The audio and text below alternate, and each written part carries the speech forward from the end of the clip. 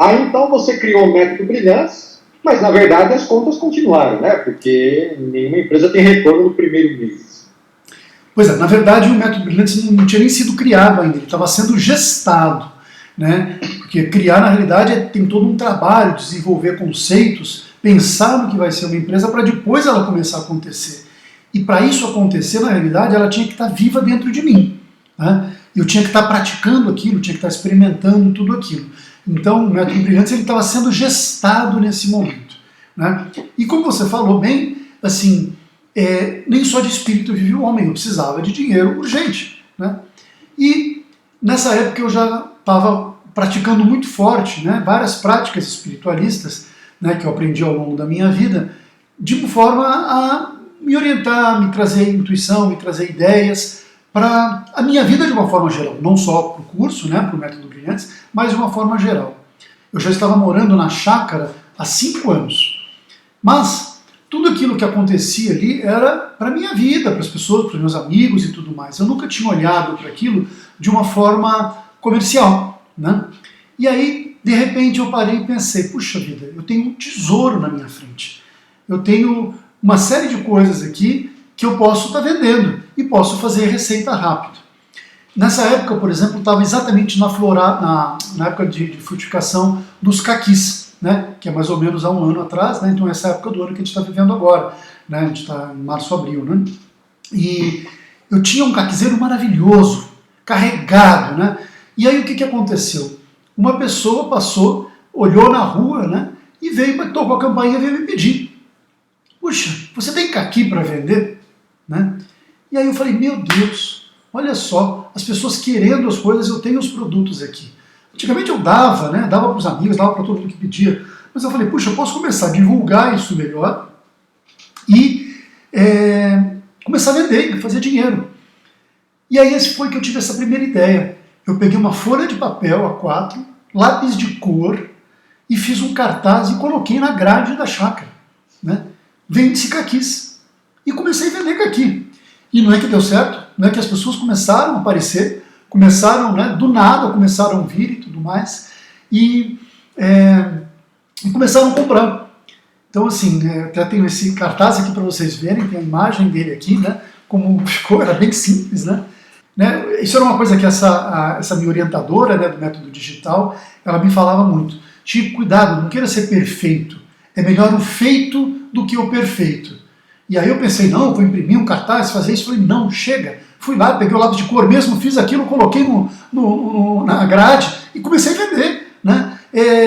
As pessoas tinham que ser comunicadas. Se era a melhor forma, se era o melhor, né, papel, não importa. O que importa é que funcione. Mas é lógico que eu não podia ficar limitado àquilo.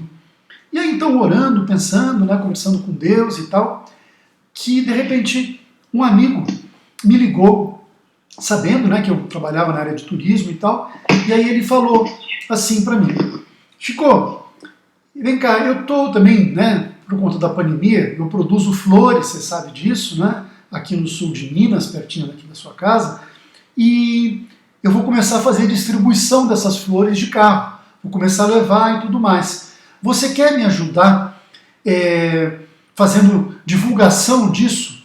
E aí de todos aqueles que você vender, né, das pessoas que você vender, eu te dou uma comissão, né?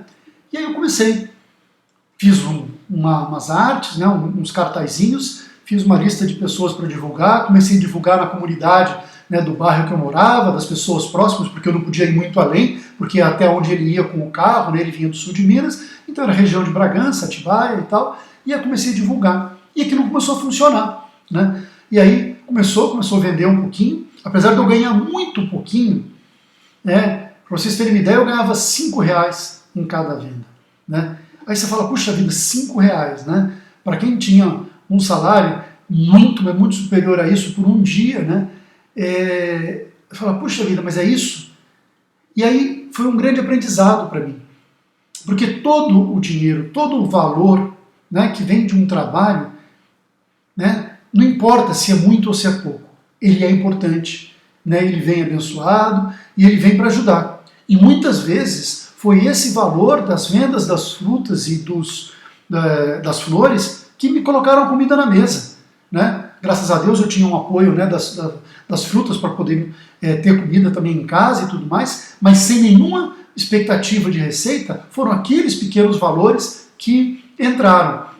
E foi nessa época também que o governo liberou e eu consegui pedir, que eu me enquadrava perfeitamente dentro das características ali daqueles empresários autônomos, né, eu tinha uma MEI, que ficaram totalmente sem trabalho, não tinha nenhuma fonte de renda, então eu pedi, ganhei o auxílio emergencial do governo e foi aquele período que me ajudou muito também, aquele valor, né, apesar de ser pouco para pagar todas as despesas que eu tinha, né, normalmente na minha vida, aquilo foi o que também me ajudou a colocar comida na mesa.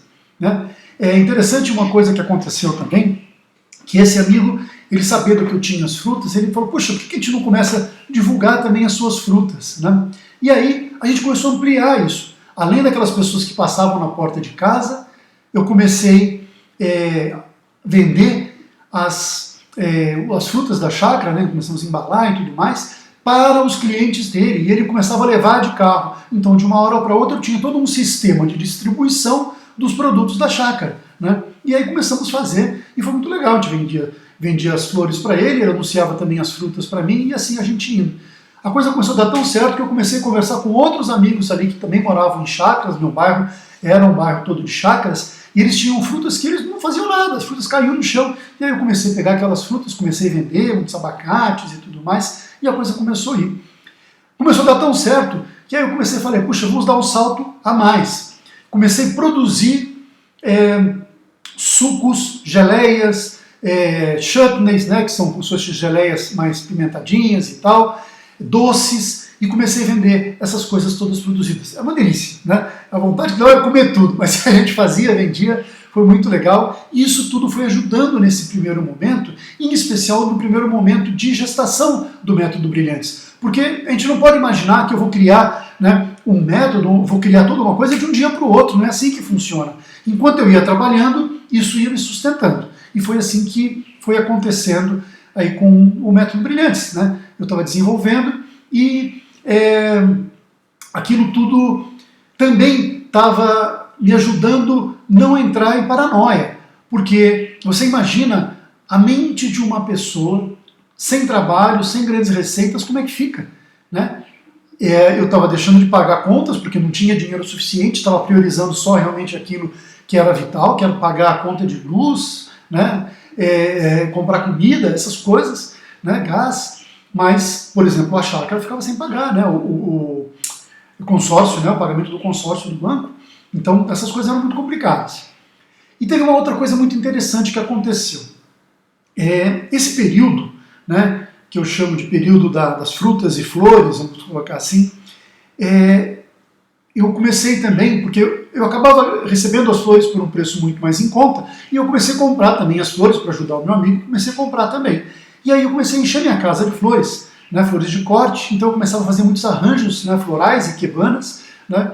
Isso foi uma coisa muito interessante, porque a ikebana, para quem não sabe, ela tem esse poder, né, de limpar o mundo espiritual, de harmonizar o ambiente, né? E você coloca os sentimentos ali, então você conversa um pouco com a natureza. E foi incrível, porque apesar dele me vender as flores, eu precisava dos galhos, né, das folhas e tudo mais. E aí eu passei também a circular pela chácara e comecei a cortar muitos galhos, muitas plantas, e ver que eu tinha muitas outras flores que ficavam só no jardim ali. Por exemplo, eu tinha camélia. Camélia é uma das flores mais legais que tem para fazer ikebana, camélia vermelha. Então, tudo isso assim era muito bacana. E eu comecei a ter uma relação muito forte com o meu jardim. E aí comecei a perceber como a natureza ensina a gente. Né? Como a natureza, apesar de todas as dificuldades, ela continua ali, florindo, né? Bonito e com abundância. Sempre existe abundância na natureza. Eu tinha uma pata de vaca assim, branca e uma rosa, né? Bem assim na frente da minha janela, assim, né? Saindo para a área de lazer, linda, e ela começou a florir, ficou forrada de flores. E a gente olhava para aquela pata de vaca e falava, meu Deus, como existe abundância. Né? Por mais que eu vendesse tudo aquilo, né, aqueles produtos, né, bananas, abacates, flores, tudo aquilo, ainda assim tinha mais, produzia mais, eu podia comer, e quanto mais a gente colhia, mais dava. Eu tinha um pé de limão, mas eu ia colhia 2 dias depois eu olhava, já tinha um monte de limão pronto de novo para ser colhido, já é maduro. Falava, que coisa incrível, né? Isso era a gratidão das plantas falando com a gente. A goiabeira, a mesma coisa. Quanto mais eu colhia, mais ele dava, né? Tecnicamente, parece até que existe uma relação, né? Porque você tira aquelas frutas, então aquelas que ficam mais fortes. Mas na realidade eu percebia diferente. Eu comecei a conversar mais com a natureza, escutar os recados da natureza. Isso foi muito bom, né? Isso me deu uma paz de espírito muito grande. Então, por mais que a gente fale que nem só de espírito vive o homem, claro, eu tinha que ter comida na mesa, mas era aquela sensação que me dava um alento, que me acalmava no momento que eu estava sozinho, muito distante de tudo, de todos, porque nessa hora eu morava sozinho, então todos os meus amigos praticamente estavam distantes, estavam longe, minha família morando em São Paulo, eu morando em Atibaia, né? E aí eu tinha aquele contato, e aí aquilo foi fundamental para eu não entrar em parafuso, para a gente normalmente não enlouquecer, porque vocês não imaginam o que é você ficar totalmente isolado, sem trabalho, sem dinheiro e tudo mais. Na realidade, muitas pessoas começaram a ter esse tipo de problema. A gente viu na sociedade que muitas pessoas acabaram chegando a decisões extremas por conta do estado emocional que eles não conseguiam sustentar durante a pandemia, né? Sem trabalho, sem dinheiro, com família, com filhos ali chorando e tal. Então isso era uma consequência muito grave da pandemia, que foi pouco falado, infelizmente, mas assim, triste, muito triste. E uma das coisas que eu fui aprendendo era como lidar com essas sensações. Então esse foi um aprendizado fundamental, que depois a gente ensina isso também no Método Brilhantes. Como as pessoas conseguem lidar, né, com o seu emocional no momento de crise. E aí, sem que eu percebesse, eu já tinha feito todo um trabalho muito grande em 2 frentes, né, que foi o turismo e depois a parte do marketing digital, que era muito racional. Mas e nesse período das flores e frutas eu comecei a trabalhar o meu lado emocional muito forte, né? Olhar para as minhas emoções, meus sentimentos e começar a entender aquilo melhor, né? E quando a gente olha para o Método Brilhantes, a base dele é um equilíbrio, né? Equilíbrio de quê? Dos aspectos racional e emocional. E quem dá esse equilíbrio justamente é o aspecto espiritual.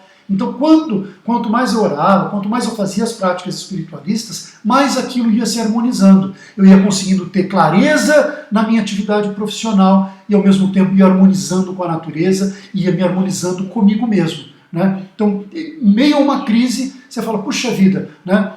Que coisa impressionante, como que a gente consegue ter tranquilidade, ter fé, ter força para continuar, né? Então, uma coisa assim, que eu queria deixar muito claro, por mais importante que seja o aspecto espiritual, porque é ele quem regula o racional e o emocional, né, isso a gente aprende a fundo no curso, é a base do curso, né, a gente nunca pode esquecer dos aspectos racional e emocional, porque são através deles, desses aspectos, que a gente vai se relacionar com o mundo, né? Eu tenho, como você falou, eu tenho que ter comida na mesa, né? Não adianta eu simplesmente tá tudo bem, né, e vou viver de luz. Há quem diga que é possível viver de luz, né? Mas eu ainda não cheguei nesse nível, confesso. Então é importante que a gente tenha esse equilíbrio dos 3 aspectos. E esse período realmente foi super importante para chegar nesse momento. Eu ia falar isso, né? Você falou aí do equilíbrio, dos aspectos, muito bacana nisso, uma forma que você encontrou de lidar com isso. Mas, na verdade, falando português bem claro, você estava em uma crise financeira, certo? Assim como muito brasileiro nesse período, muitas pessoas do mundo, inclusive, né, infelizmente, por conta da situação aí que ocorreu. E o que você diria, assim, foi o auge da crise, aquele momento, assim, que foi o ponto, como fala assim, o ponto zero, para baixo não dá para piorar mais. O que foi isso, como que isso se manifestou, como que isso apareceu na sua vida? Então, eu estava falando para vocês sobre essa questão, né, dos aspectos espiritual e material. Como é que isso se reflete na gente? Quando você começa a entrar numa crise, a primeira coisa que acontece é que a gente começa a ficar depressivo, começa a ver o lado negativo das coisas. E aí começa a fazer o quê? Começa a reclamar, né? E quanto mais reclama, mais daquilo você vai ter, ou seja, mais problemas vão vir, né? Isso é um dos aspectos importantes, né? Hoje é conhecido, muito falado sobre, né, lei da atração, que você atrai mais do mesmo. Quando você vibra negativamente, você vai atrair mais daquilo negativo. E aí que era o grande desafio. Ou seja, como que em meio a uma crise daquele tamanho, que não era só minha, era uma crise que afetava o mundo todo, eu tinha que mudar a minha mente para, em vez de reclamar, em vez de lamuriar, de me sentir um coitadinho, de tudo aquele monte de problema, eu tinha que ter gratidão. E foi justamente a natureza que me ensinou tudo isso. Porque existe uma coisa muito interessante, eu não sei se vocês têm contato com a cultura japonesa, mas o japonês, quando ele vai para uma refeição, mesmo se ele estiver sozinho na mesa, ele junta as mãos e fala itadakimasu, né? A gente pode traduzir, às vezes vai traduzir como bom apetite, mas é muito mais do que bom apetite, né? Quando você fala isso, você está agradecendo a Deus porque te deu aquele alimento, a quem plantou, a quem colheu, a quem transportou, quem vendeu, quem produziu aquele alimento para você, ou seja, quem cozinhou, quem te serviu, né? E todo aquele momento que você está indo. Ou seja, você vai entrar em harmonia com toda uma cadeia que permite que as coisas aconteçam. E nessa época eu comecei a entender muito claro a importância disso.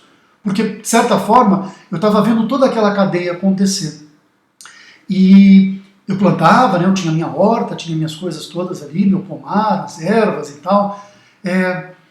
E para muitas pessoas é muito simples, você vai no supermercado, compra uma coisinha e pronto. E aí, quando eu estava produzindo ali, eu fui percebendo que não é bem assim, né? Que na realidade a natureza ela precisa de contrapartida, né? Se eu não cuidasse daquilo, se eu não colocasse a minha energia ali, aquilo não ia vingar da mesma forma. Então, eu comecei sem perceber mudar, por conta da natureza, o meu sentimento de lamúria para um sentimento de gratidão.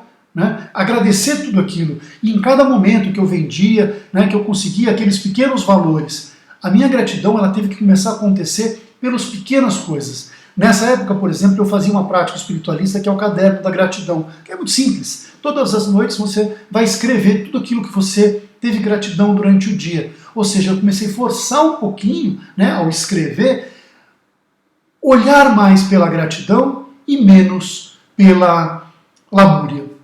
É difícil, né? Você pode se perguntar, mas como é que uma pessoa no meio de uma crise consegue fazer isso? E é justamente aí que você mais precisa, né? E quem te dá esse equilíbrio é a oração, é a fé, é a força espiritual. Porque se você for parar e olhar só pelo lado material, você vai entrar em parafuso, você vai entrar em pânico, porque não vai ter realmente todas aquelas respostas que a gente busca. Por que ter gratidão se o mundo está caindo na minha cabeça? Né? Então é difícil isso. E foi essa mudança, né, tecnicamente, né, os coaches adoram falar, uma mudança de mindset, mas acima de tudo é uma mudança de sentimento. Né? Mindset tem muito a ver com a mente, mas é o sentimento que faz mudar as coisas. A gente vai aprender muito isso, é o que a gente chama, né, na nossa linha de trabalho, de sonen. Quando você começa a mudar o seu sonen, as coisas começam a mudar. Né? E foi a partir da hora que eu comecei a praticar isso, que então começou a se abrir todo um caminho para a utilização profissionalmente da parte espiritual dentro do meu projeto digital. Ou seja, começaram a se fundamentar as bases do método Brilhantes. Vamos ver como é que foi isso?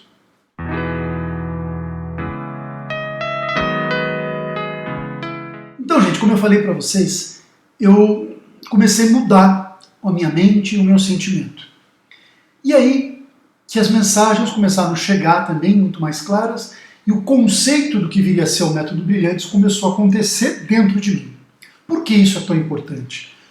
Porque não adianta nada eu chegar a criar toda uma teoria, todo um método muito lindo, muito bonito, se aquilo não fosse funcional, se aquilo não funcionasse de verdade, se fosse realmente verdadeiro. Né? E para isso, acima de tudo, eu tinha que praticar. Aquilo que tinha que ter acontecido comigo, né? Eu tinha que ter conseguido efetivar uma mudança, e essa mudança então é que eu ia ensinar as pessoas. Ou seja, eu estava percebendo claramente que a vida estava me proporcionando aprender na prática tudo aquilo que eu iria ensinar depois. E foi aí então, nesse período de grande crescimento espiritual, né, que a crise gerou, que o curso foi tomando corpo, né, que eu fui realmente aprendendo todas os pontos que realmente eram importantes e tudo mais. E aí comecei, lógico, a anotar, começar a fazer muita pesquisa, tudo que eu tinha dúvida eu ia pesquisando, para realmente vender uma coisa real. Eu não podia vender uma mera teoria, tinha que vender uma transformação de fato. E foi isso, né, que esse período começou a gerar. E foi aí então que começou a surgir realmente o método Brilhantes, né, e as coisas começaram a caminhar para a formalização desse método, né? Comecei a desenvolver, comecei a estruturar e tudo mais. Um dos pontos mais fortes que eu comecei a desenvolver nesse período foi o uso da intuição. Eu comecei a perceber que a base do aspecto espiritual é justamente o nosso contato com o espiritual. E como é que isso se manifesta? Né? Através de vários aspectos, né? Através da natureza e tudo mais, mas fortemente através da intuição. A gente vai ver no curso que existem muitas formas, tem pessoas que são médiuns e têm essa conexão, tem pessoas que têm uma conexão muito forte através dos sonhos e tal. Comigo aconteceu muito forte através da intuição. Quando a gente fala em intuição, as pessoas acham isso uma coisa muito subjetiva, né? E aí eu tenho uma coisa muito importante para falar para vocês. Na verdade, todos temos intuição. Só que às vezes a gente recebe a informação e deixa aquela carta fechada. Nos sonhos acontece a mesma coisa, a gente não dá valor para aquela mensagem que vem. Então, esse é o primeiro estágio. Mas depois, quando você começa a realmente ouvir, né, você começa a perceber que é muito claro. E você começa a entender que pode, inclusive, existir uma conversa nisso. Você pode se propor perguntas, né? E aí você manda aquilo para Deus e as respostas vêm. Você começa a perceber as respostas. E aí as pessoas começam a me perguntar, né? Mas intuição não é uma coisa muito sutil? Você não pode confundir com a sua própria vontade, com o seu ego falando, né? Ou com aquilo que você acha racionalmente que é o correto? E eu vou dizer uma coisa muito, muito simples para vocês e muito verdadeira. Todo mundo, no fundo, sabe o que é a sua razão falando, o que é a sua emoção e o que é a intuição verdadeira. A gente sabe, até porque às vezes ela te sugere, te propõe fazer alguma coisa que é um grande desafio, que você racionalmente e emocionalmente nem quer fazer, né? Por exemplo, vou dar um exemplo muito esdrúxulo aqui, mas assim, quando você tem que sair de um emprego ou de um relacionamento que você está e mudar. Mas você está pegado àquilo, né? A sua emoção não quer sair, racionalmente você precisa contar com o dinheiro, mas a tua intuição te fala, não, saia desse emprego, saia desse relacionamento. Então, essa briga, né, entre razão e emoção com a intuição é muito comum acontecer. Portanto, o mais difícil na intuição não é a gente escutar a intuição. Isso eu tenho certeza que com um pouquinho de prática vocês conseguem. O mais difícil é ter coragem de tomar as decisões que a sua intuição te mostra. E é por isso que muitas pessoas param. Porque eles escutam, mas não fazem, escutam, mas não. Ele fala, deixa eu tampar esse ouvido aqui, porque essa intuição está me incomodando. Então, quando você for desenvolver a intuição, a primeira coisa é começar realmente a ouvir e tomar a iniciativa, e praticar. Porque se você não praticar, não adianta nada. Aquilo vai vindo, vai vindo, vai vindo. É uma voz muito sutil, não é um comando, uma ordem, né? Geralmente quando é comando você sabe que é porque vem do ego, é uma coisa mais forte, é diferente. A intuição é sempre um sussurro, é sutil e ela vem até você conseguir fazer. E aí eu começava a escutar a minha intuição, né? E comecei então a desenvolver todo o curso. E essa parte, né, de desenvolver a intuição, ela tem uma coisa muito forte. Porque a minha razão ali, ela queria fazer um curso rápido, lembra? Eu precisava de dinheiro. Né? Eu tinha uma técnica ali, uma pessoa me ajudando, que queria que eu trabalhasse ali, que eu fizesse aquilo acontecer. Não, vamos desenvolver, vamos lançar o curso em 30 dias. Mas trabalhar com intuição é se colocar em segundo plano e deixar Deus atuar. É como se o método Brilhantes não fosse meu. É como não? É assim. O método Brilhantes é de Deus. É Ele quem vai falar para as pessoas através de mim. Então, se é Ele que vai falar, tudo tem que acontecer no tempo dele e não no meu. Ah, mas como é que eu vou fazer dinheiro? Como é que vai acontecer e tudo mais? É aí o aprendizado. Não se preocupar. Aprender que tudo acontece no tempo de Deus e Ele vai te prover aquilo que é necessário. Faça a sua parte, aquilo que você sabe que você pode fazer e tem que fazer naquele momento. E aí então, viva dentro da fé. É difícil falar isso, especialmente para quem nunca praticou a fé, é muito difícil acreditar por acreditar. Mas você escuta aquela voz dentro de você, você percebe que realmente aquilo que está acontecendo ali é verdadeiro. Você só precisa ter a coragem de agir de acordo com aquela sugestão. Né? E aí, então, aconteceu uma coisa diferente. Né? Aquela pessoa que estava me ajudando, essa minha amiga, ela não conseguia entender isso, ela não tinha a mesma compreensão da espiritualidade que eu tinha, ela era uma pessoa técnica. E aí ela resolveu parar. Ela falou, não, eu vou deixar, de um dia para o outro ela resolveu deixar e tal, e aí eu tive que continuar todo aquele estudo, tudo aquilo, sozinho, né? Continuando, fazendo, e na realidade não era sozinho. Aquilo também foi parte de todo o plano divino para que eu focasse ainda mais nos meus sentimentos e nas orientações, e não tanto na parte técnica, né? Que na realidade era a base de tudo aquilo que eu tinha que ensinar. Então aquilo foi necessário. Então, tenho muita gratidão por ela, por tudo que me ensinou, por esse momento também, porque aquilo me despertou então para entrar cada vez mais dentro do meu sentimento, da minha mente, da intuição e dessa ligação com Deus. E ali então veio um pensamento e veio um aprendizado muito, muito importante, que é viver o agora, viver no tempo presente. A natureza, como eu falei para vocês, ela tem o seu tempo. Eu não podia, né? Aconteceu uma coisa engraçada, né? Eu me lembro que as pessoas falavam assim, puxa, manda caqui mais maduro para mim, né? Eu falava, gente, o caqui está como ele está. Se eu for mandar mais maduro, eu vou ter que mandar na semana que vem. Eu não posso simplesmente, que nem no supermercado, escolher de várias árvores. Não, eu tinha uma árvore e era aquele que eu vendia. E aquele caqui que estava ali, por mais que eu selecionasse os mais maduros, as pessoas iam ter que esperar. E as pessoas não querem esperar, elas querem tudo no seu tempo. Né? E ali a natureza ia falando, não. Na hora que estiver pronto, você vende. Na hora que não tiver, você não vende. E assim era em tudo na vida. Na hora que o curso estiver pronto, você vai conseguir desenvolver aquilo. Na hora que você não tiver vivenciado, não adianta querer ultrapassar esse momento. Você tem que esperar aquilo estar maduro dentro de você. E quando aquilo estiver maduro, naturalmente, aquilo vai acontecer. A gente não pode também deixar atrasar, né? Comer nem fruta verde, nem fruta podre. Tem que comer no tempo certo. Né? E esse aprendizado foi muito importante naquele momento. É interessante a gente perceber que quando a gente trabalha no tempo de Deus, né, Deus só funciona no tempo presente. Se a gente for olhar, a intuição, tudo isso só acontece para aquilo que você precisa naquele momento. Não adianta eu querer fazer uma pergunta para uma coisa daqui a 2 anos, tudo mais por mera curiosidade. Ele vai te passar aquilo que você precisa agora, aquilo que é importante para você fazer agora. Porque se você não fizer isso, a resposta depois vai ser outra, em outro momento vai ser outra. Então, a gente precisa aprender a pedir também e a entender que aquela informação ela vem tanto que a gente precisa. Eu não preciso saber o segundo passo, eu preciso saber o próximo passo.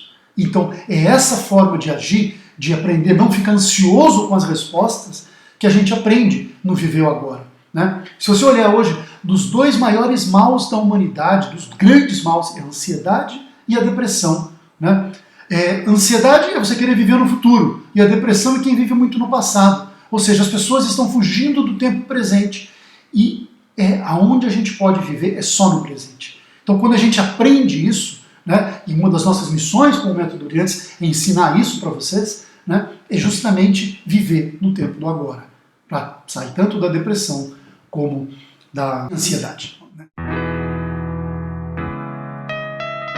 Então, quando a gente começa a trabalhar a espiritualidade mais a fundo dentro da gente, acontece uma coisa muito interessante. A gente começa a evoluir, né? E começa a perceber que existem níveis. Existe uma frase muito interessante que eu gosto muito, que diz assim, quando o discípulo está pronto, o mestre aparece. E foi justamente nessa fase que eu conheci uma coisa chamada escala Hawkins, onde ele fala sobre os níveis de consciência. Na realidade ele fala sobre níveis emocionais, níveis de fé, enfim, mas é como se fossem níveis espirituais, várias escalas, né, que nós vamos estudar no curso, não é, no Método Brilhantes, logo no primeiro curso, e vamos aprender que existem níveis espirituais. Esses níveis a gente vai mudando. Às vezes a gente está um pouquinho mais alto, um pouquinho mais baixo, às vezes dá um salto, né, volta para um nível mais alto, depois cai de novo. Né, e existe todo um aprendizado. A gente começa a entender, inclusive, por que muda, né, tanto para cima como para baixo, para evitar, né, ficar muito tempo embaixo, para voltar e tal. Então tudo isso a gente aprende, é muito legal. E foi justamente nesse período que eu comecei a trabalhar a intuição que eu tive contato com a escala Hawkins. Eu até cheguei a desenvolver uma aula para isso, muito bacana, que eu cheguei a dar na época, vou contar daqui a pouco para vocês. Mas é um aprendizado muito interessante. E um dos pontos que eu percebi, desses vários estágios, desses vários níveis, é um ponto que eu digo que é quase que um limiar que a gente tem que ultrapassar, e é onde a maioria das pessoas para, que é o que a gente chama de ponto da disciplina. Engana-se quem acha que falar em espiritualidade é só, né, você pensar zen e tudo mais, e não precisa ter disciplina, não precisa ter nada material, nada trabalhar o emocional, ao contrário. É através da disciplina que a gente consegue todo um rigor também para a evolução e para o crescimento espiritual. Né? Esse crescimento ele não é aleatório, ele tem regras. Né? Se você começa, por exemplo, a praticar uma coisa, né, com uma certa frequência, aquilo vai começar a se enraizar dentro de você, vai começar a virar tão automático aquela prática, né, que vai virar constante na sua vida. Eu vou dar um exemplo. Né? Se você quer fazer exercício físico, no começo é um sofrimento, depois você começa a se acostumar, depois você já não começa, né, consegue ficar sem, você sente falta, o seu corpo sente falta daquilo. Espiritualidade é a mesma coisa. Né? Se a gente começa a praticar algumas coisas, se você para, você perde um pouco daquela tua evolução. Você precisa deixar aquilo ser uma constante, e aí é que a disciplina é fundamental. Né? Se a gente não tiver essa disciplina, as coisas elas começam a ser perdidas. Né? A gente não consegue crescer espiritualmente. E aí, então eu comecei a organizar, né, uma série de tarefas, de regras, montei uma agenda não só para as coisas físicas do meu dia a dia, para o meu trabalho no Método Brilhantes, desenvolvendo, escrevendo, né, e praticando e tudo mais, mas também para todas essas práticas espiritualistas. Eu queria comentar agora com vocês de duas delas muito importantes, né, que é a Carta do Futuro Brilhantes e o Quadro dos Desejos. Ela vai ser muito abordada em todos os cursos, porque tem muito a ver com o desenvolvimento do nosso sonho. O que é a Carta do Futuro Brilhantes? De uma forma muito simples, a gente pode entender como, sabe aquela sua programaçãozinha que você faz de fim de ano, que você fala, esse ano eu vou comprar um carro novo, eu vou mudar de casa, eu vou conseguir um emprego melhor, eu vou ganhar tanto e tal, aquelas proposições de fim de ano. Então, imagine que você consiga falar tudo isso para sua mente de uma forma muito especial, que ela entenda e comece a te levar a praticar coisas que vão te realizar tudo isso. Existe um caminho para isso, que é através de acessar o nosso inconsciente. Né? O nosso inconsciente ele é responsável hoje por mais de 90% das ações que a gente tem. Elas são inconscientes, a gente faz muitas coisas no automático. E muitas vezes a gente faz as mesmas coisas todos os dias igual. Né? E para poder mudar, a gente precisa mudar essa programação mental que está no nosso inconsciente. Como que a gente muda isso? Através de uma reprogramação. E a Carta do Futuro Brilhante ela tem vários aspectos. Ela usa sons especiais, usa temas especiais, práticas, e a gente vai falar sobre vários aspectos da nossa vida. Né? Em resumo, a gente vai colocar os nossos objetivos da nossa vida e vai projetar isso no futuro. Como se isso já tivesse acontecido. A gente vai fazer a nossa mente acreditar que está vivenciando aquilo. E aí tem várias técnicas que eu não vou me estender agora, como é que a gente vai fazer isso, mas a mente ela vai entender, por exemplo, que você está no seu novo emprego ou no seu carro novo, você vai estar sentindo o cheiro do seu carro novo, o vento batendo no rosto, e todas aquelas sensações, o seu cérebro, a sua mente, ela não vai saber diferenciar se é hoje, se é ontem, se é verdade ou se é mentira. Ela acredita sempre que aquilo é verdade. E a partir de então ela vai reprogramando a sua mente quando você faz isso. E aí quando ela começa a viver aquilo, ela vai querer mais daquilo. Ela vai gerar sinapses, vai gerar química no seu corpo que vai pedir mais daquilo. E quando você começa então perceber, você já está agindo fisicamente, porque tudo tem que vir para o físico, você tem que ter atitudes para que a sua vida mude, mas a sua mente é que gera essas atitudes. Então, naturalmente, tudo aquilo que você se fez de proposição começa a gerar atitudes sem que você perceba para que aquilo se torne realidade. Olha que coisa fantástica. Né? A tua mente começa a atrair tudo aquilo que você quer. Né? Parece uma coisa mágica, né? Eu tinha que realmente praticar aquilo e fazer. Então, nesse período, eu comecei justamente a fazer isso. Eu fiz a minha Carta do Futuro Brilhante, né? Preparei, desenvolvi toda uma série de elementos em cima de um monte de coisa que eu aprendi, de vários cursos que eu fiz, e comecei a desenvolver. E na mesma hora, no mesmo dia começaram a acontecer mudanças. É impressionante. Você muda a sua mente, ela deixa de atrair aquela escassez, aquelas coisas todas que estavam acontecendo antes, para começar a atrair coisas novas. É impressionante como é rápido. Porque você não sabe, mas você está atraindo a sua escassez pela sua programação mental, por tudo aquilo que você sente, como você se relaciona com o mundo que te cerca. Quando você começa a mudar isso que sai da sua mente, do seu coração, e começa a se relacionar de uma forma diferente, o mundo começa a responder de forma diferente, né? E aí é muito legal. Então esses aspectos físicos que a gente pode fazer, essas práticas, elas vão fazer com que aquilo fique muito claro. A primeira coisa é que você tem que parar e tem que olhar realmente o que você quer na vida, né? Aprender a pedir, aprender como colocar isso para sua mente de uma forma futura e não de uma forma passada, para que ele projete de uma forma correta, né? E aí tem muitos outros elementos, né? Um deles é o quadro dos desejos, que a gente começa a usar. E aí, vocês se lembram que eu estava num momento muito crítico da iminência de perder a casa, né? Eu já estava chegando, praticamente passando dos 3 meses, o banco já estava pedindo, né, entrando com ação para retomar a minha casa, e eu não sabia o que fazer. E aí o que eu fiz? Eu não conseguia vender a casa, não tinham compradores, a crise muito grande no país, ninguém queria saber de comprar nada, de empregar ninguém, então todo mundo parou as atividades por um momento, porque eu não sabia como agir. E ali eu estava há meses tentando vender e nada, e o banco então querendo retomar minha casa. E aí no quadro dos desejos, uma coisa que eu fiz foi muito interessante. Nesse período todo eu consegui visitar uma casa que estava disponível para fazer visita. E aí, olhando naquilo que eu gostei, o que eu não gostei, eu cheguei em casa e desenhei, fiz uma planta de uma casa ideal, da casa que eu gostaria de morar, né? E fiz ali bonitinha, com medidas, com sala, tal, quarto e tal, desse jeito que vocês estão vendo assim. Olha que coisa bacana, coloquei varanda, coloquei espaço para os carros e tudo mais, plantas dentro de casa, né, uma sala de TV, ou seja, adequando a minha vida que eu gostaria de ter. Então, além de projetar toda a minha vida, porque a casa representa muito do que você está vivendo, eu fiz uma planta física e coloquei aquilo na minha frente, num quadro, em frente ao meu computador, à minha escrivaninha, e todo dia eu olhava para aquilo, né? Olhava também para outras coisas que estavam ali, que eram, né, desejos que eu tinha, que estavam na carta do futuro brilhante, mas estavam também no quadro dos desejos. E aí então, além de fazer a prática, né, de manhã e à noite, né, eu escutava a carta de manhã à noite, ela é gravada, né, para vocês entenderem como funciona, e o quadro eu fazia aquilo todos os dias. Isso, dentro da nossa linguagem aqui do curso, do Método Brilhantes, é o que a gente chama de ter sonem grande, forte e constante. Ou seja, você precisa estar mandando sempre para sua mente aquilo que você deseja.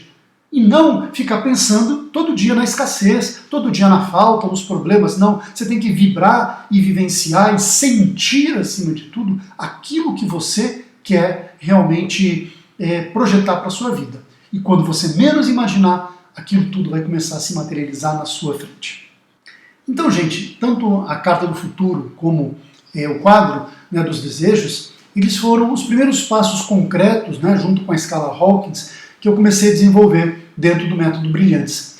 E nesse momento eu já tinha desenvolvido todo um projeto de empresa, né, toda uma técnica de reprogramação mental que usava muito do meu conhecimento anterior, com coisas que eu fui aprendendo. E foi assim que foi começando. Como eu falei para vocês, eu tinha que praticar tudo aquilo, tinha que ver o resultado de tudo aquilo.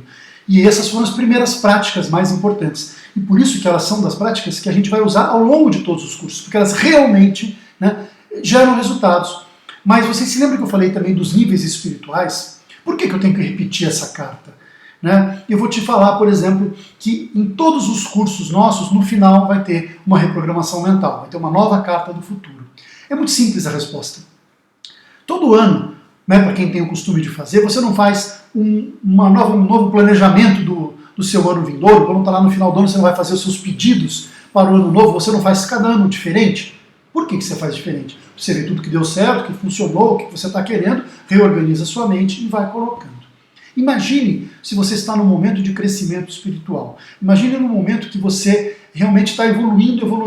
Você precisa estar atualizando aquilo, porque o que você gostaria hoje pode não ser amanhã.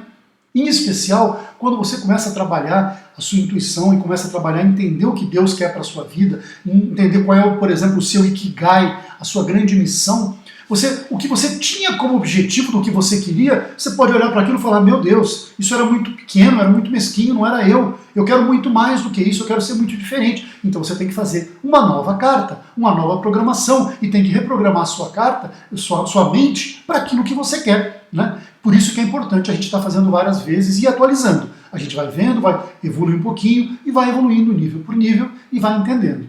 Tá certo? Então isso ficou muito claro nesse período. Né? Fomos alinhavando, fomos escrevendo e começamos a desenvolver isso. Então aí você criou o método brilhante, Chico, mas as suas contas ainda estavam no vermelho, não é verdade? Sim. Exatamente. Apesar de eu ter criado, né, o método Brilhantes, ele não estava ainda operativo. Ele era um projeto no papel, já estava começando a desenvolver, fazia as aulas, né, as apresentações em PowerPoint e tal, mas isso não me dava receita ainda. E eu não vislumbrava um curto espaço de tempo nenhum outro tipo de receita. Aquela receita das frutas e das flores, ela começou a diminuir, não pelo projeto em si, porque a gente foi bem além com o projeto, mas assim, chega uma hora que a árvore esgota, né? Acabou a safra daquela fruta e tudo mais, e a gente foi começando a caminhar para o inverno e foi tendo menos frutas, né? Ou as poucas que tinha não dava realmente para venda, não eram condições de venda e tudo mais. Eu continuava ainda vendendo as flores devagarzinho, mas era muito pouco. E o próprio auxílio emergencial, às vezes ele também tinha um momento que ele mudou a data, enfim, houve algumas coisas. Então teve momentos que realmente a situação chegou num ponto muito grave. Tinha momentos que eu via, que eu ficava preocupado e que eu via que não ia ter dinheiro para colocar a comida na mesa, para pagar as contas. Era muito triste, mas apesar de tudo, eu não me sentia desamparado. Eu não sabia, não tinha a menor ideia como que as coisas iam acontecer. Eu só sabia que ia acontecer, que ia melhorar, que ia passar. Eu me lembrava daquela mensagem lá do avião, né, para ter fé, que tudo ia renascer. Só para vocês terem uma ideia, essas empresas de cobrança, que têm robôs por trás, né, elas faziam ligações para mim, e eu comecei a registrar as ligações para poder bloquear. Eu recebia mais de 200 ligações por dia. Era um inferno. Eles não paravam com aquilo. Você imagina, eu já não conseguia mais atender telefone, era uma coisa assim, eles fazem de propósito para te incomodar. Só que eu não tinha a menor condição de chegar e pagar, por exemplo, as parcelas do consórcio, né, que era um valor alto, e eu não tinha trabalho suficiente para fazer aquilo. E o banco já tinha entrado com ação, e eles me cobrando, né, e eu estava vendo a hora que a qualquer momento eu ia perder a casa. Mas apesar de tudo, apesar de eu sentir dificuldade em tudo isso, de ser desesperador, eu respirava, entregava aquilo para Deus e conseguia me acalmar, lembrar de tudo aquilo, né? E esse era o maior aprendizado. Porque às vezes a gente acha que aquele problema que está na nossa cabeça ele é um problema real. Ele não é real. Ele é só um problema imaginário. O problema real é quando ele acontece. E se a gente for parar para ver, muito daquilo na vida que a gente acha que é um problema só aconteceu dentro da nossa cabeça. Né? Eu vou contar mais para frente o que aconteceu, mas assim, só quando eu perdesse a casa de uma vez é que ele seria um problema. Até então, era simplesmente uma preocupação de perder a casa. E, ou seja, essa preocupação, muitas vezes, ela é um sofrimento muito maior do que quando ele se verifica em si, que vem uma outra solução, acontece alguma outra coisa. E a maioria das coisas que a gente tem preocupação, por exemplo, de faltar comida na mesa, pode ser que não aconteça, pode ser que na hora H venha e aparece uma ajuda para você. Então, assim, a gente tem que começar a diferenciar o que é o problema real e o que é o problema que está na nossa mente. E aí que foi o grande aprendizado. Tirar esse problema imaginário e viver a realidade. Isso faz parte do viver o agora, inclusive. Então, apesar de toda aquela situação negativa, eu sentia Deus cuidando de mim, sentia Ele perto de mim, né? E sentia que realmente tudo aquilo ia passar. Mas existia uma necessidade muito grande de uma desconstrução, não só de ideias que eu tinha, mas também de coisas físicas, né? De desapegar de muitas coisas físicas. Né? Enquanto eu ia fazendo as ikebanas, as limpezas da casa, eu ia fazendo muitas vezes o que a gente chamou de operação desapego. E essa operação desapego, ela ensina muito isso pra gente. Quando você consegue desapegar de coisas físicas, o seu emocional começa a se soltar. E essas amarras que prendem a gente em emoções do passado, em sentimentos, em sofrimentos do passado, impedem a gente de ir para frente. Né? E aí, assim, apesar de todos esses problemas estarem acontecendo, eu podia me perguntar, mas vem cá, você não estava fazendo uma carta do futuro? Né? Então, por que isso tudo está acontecendo? Não deveria estar atraindo só coisas boas? E aí que eu comecei a ter um entendimento diferente. Para essa mudança poder acontecer, a gente tem que caminhar primeiro numa parte mais escura, ou seja, tem que limpar. Deus não come em prato sujo. Enquanto eu não limpar aquelas mágoas, aqueles sentimentos, aquilo tudo, eu não vou ter uma estrutura para poder estar num outro nível espiritual, senão aquele nível espiritual vai me derrubar. Né? Aqueles ressentimentos, aquela mágoa vai me puxar para baixo. Não adianta imaginar que a gente faz uma mágica, pula lá para cima e fica lá em cima. Ele precisa ter sustentação. E a sustentação vem justamente com essa reconstrução, com destruir o velho e reconstruir o novo. Ou seja, aquelas coisas aparentemente que eu achava que a carta não estava funcionando, né, que estava atraindo coisas negativas, não eram exatamente coisas negativas, eram coisas para o meu crescimento. Eram coisas que eu precisava limpar para poder evoluir. Mas nesse momento dessa crise financeira, eu tive que aprender isso. Que eu tinha que tirar a crise da minha cabeça e viver a verdade, a realidade que acontecia. Isso foi muito, muito importante.